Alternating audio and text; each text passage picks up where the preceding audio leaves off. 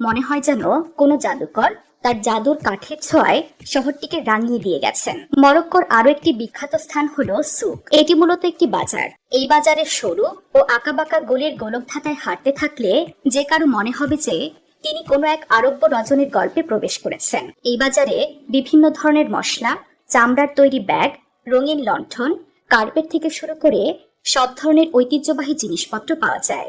মরক্কোর আরেকটি দর্শনীয় স্থান হলো দেশটির সাংস্কৃতিক রাজধানী ফেস। ফেস শহরটি সাধারণত পর্যটকদের টাইম ট্রাভেলের মাধ্যমে মধ্যযুগে নিয়ে যায়, কারণ এখানকার পুরনো শহর বা ফেস এল বালি একটি ইউনেস্কো ওয়ার্ল্ড হেরিটেজ সাইট। বলা হয় এখানে 9,000-এরও বেশি গলি রয়েছে, অথচ গলিগুলো এতটাই সরু যে এখানে গাড়ি চলার মতো কোনো রাস্তাই নেই। তাই এখানকার একমাত্র বাহন হলো গাধা।